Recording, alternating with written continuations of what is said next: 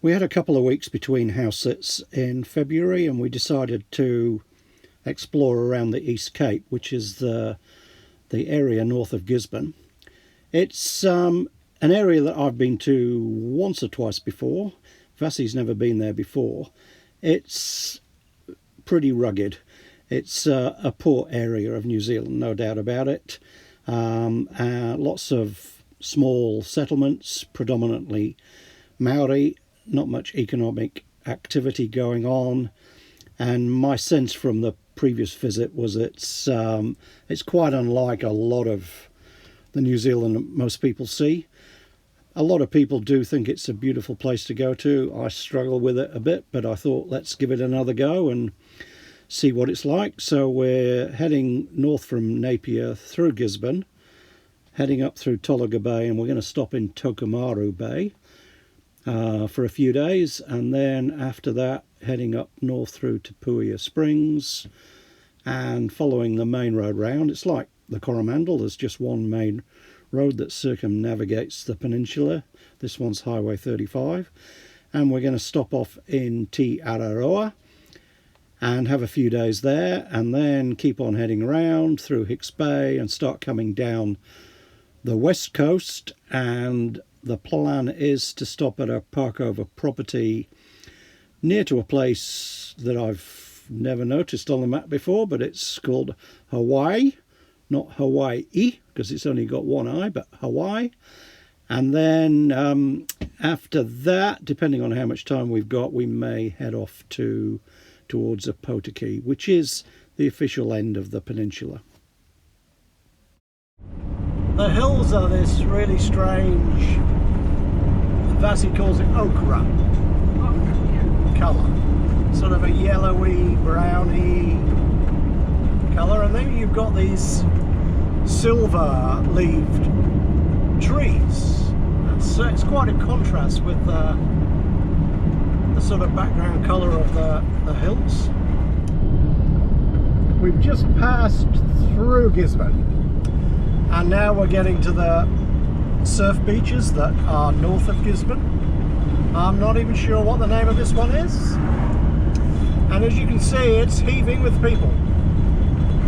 Well, you probably can't see now because we've got too low, but I can assure you, I think I saw one person on the beach. Probably for the last 2 hours we've been driving through countryside that's been heavily modified. There's the sea in the distance, heavily modified by us, I guess. So most of the hills have completely been stripped of the natural bush, and they're used basically for sheep farming, although there's nowhere near as many sheep now as there were 20 or 30 years ago. And then on the plains, the river flats, we've just gone through a huge area of corn, maize, you know, so it must be the corn growing capital of New Zealand. It was just, it stretched as far as the eye can see.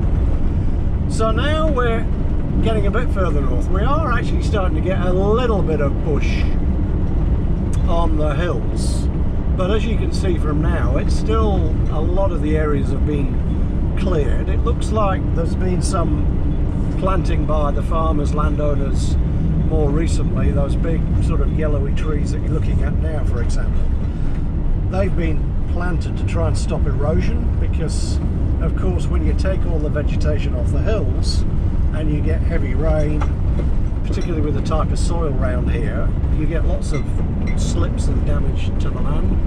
So you're starting to get a bit more enlightenment, I guess, in terms of looking after the land, but it's still yeah, it's still what you would, quite a way off what you'd call the sort of bush-clad environment. So we're actually 900 meters away from where we're supposed to turn off the road, and where we're staying tonight is a sort of freedom camping area, so it's just an area that you can park. There's no facilities. Well, it's certainly beachfront, that's for sure.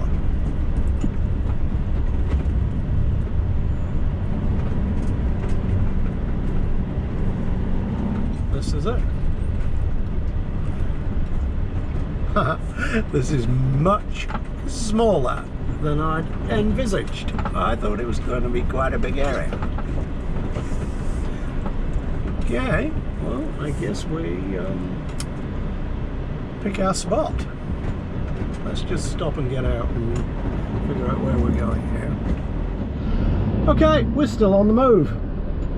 Because actually there's quite a few little areas for parking on this beach section, and Vassie had spotted this area. So now we've got to figure out whether or not we're going to go in here or not.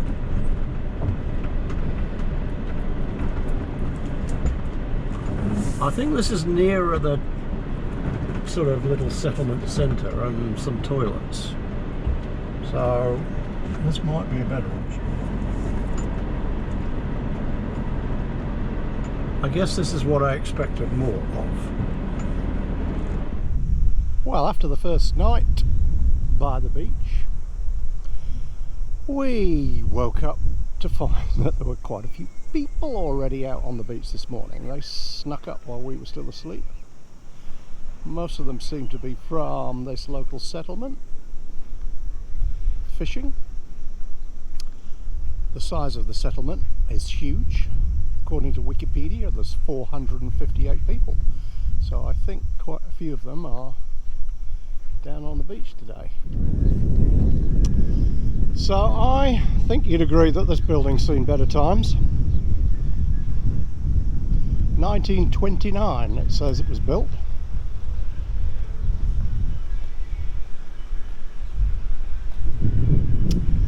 And then we've got what probably once was a very grand building, which says it was the Bank of New South Wales, and there's a little sign there saying check accounts. And this building is in a prime corner position on the only road that runs up the coast. But as you can see, it's seen better time. That's very quaint, isn't it? The South Pacific Ocean. So there was a jetty out here and a wool store. That'll be long gone. And what else? Taxi. Don't think you'll find any taxis anymore. Swimming pool, tennis, bowls. And I think down here is where we're actually parked up, staying overnight. Donkeys and horses, yep, and the fishing, yep.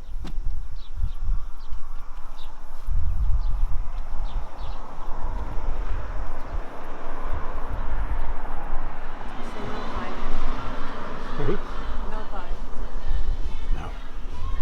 So here's the view from inside the cafe. It's pretty quirky actually, and it's quite big out the back. But as you can see, it's pretty quiet. I think everybody's on the beach fishing. And yeah, the tea was served in a novel way, so the pot sits on top of the cup while it infuses. And my muffin looks distinctly homemade. It's actually one of the best muffins I've had for ages. It's loaded with blueberries.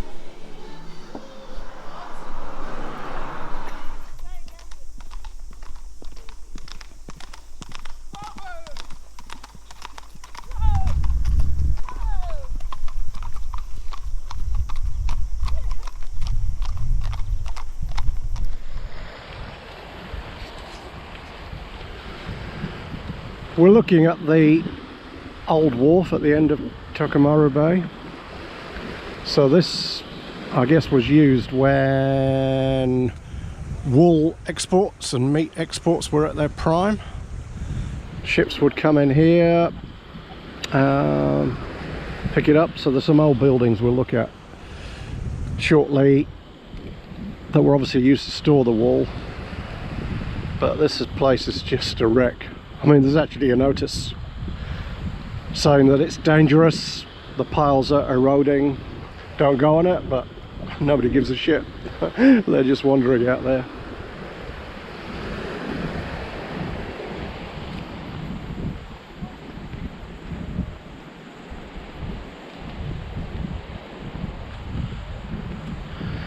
So where we were staying overnight is sort of back in the distance over there. And yeah, we just got some of the remnants of the old buildings around here. I think this was the wool store up at the top of that hill, that little climb. And they've just basically been abandoned. It'd be interesting to know who owns them. I mean, at some point it's going to fall down. You'd think the council would just demolish them, but there's probably something that stops them from doing that.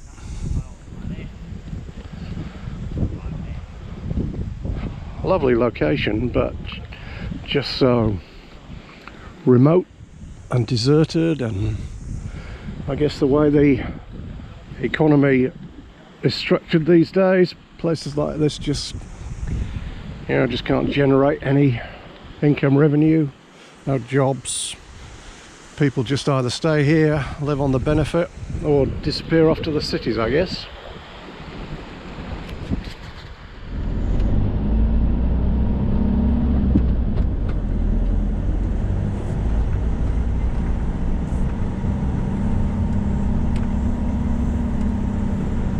This is the old wool store.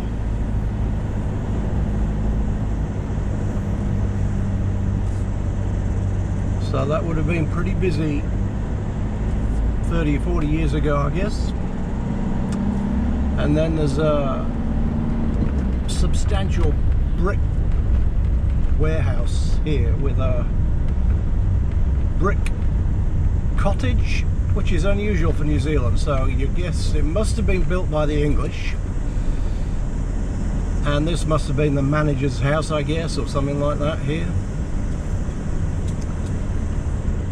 And hopefully you can pick up on the camera the wording on the front of the building. Up here behind me, so let's just turn round a bit. The New Zealand Shipping Company Limited, officers no more. And it's sort of collapsed inside.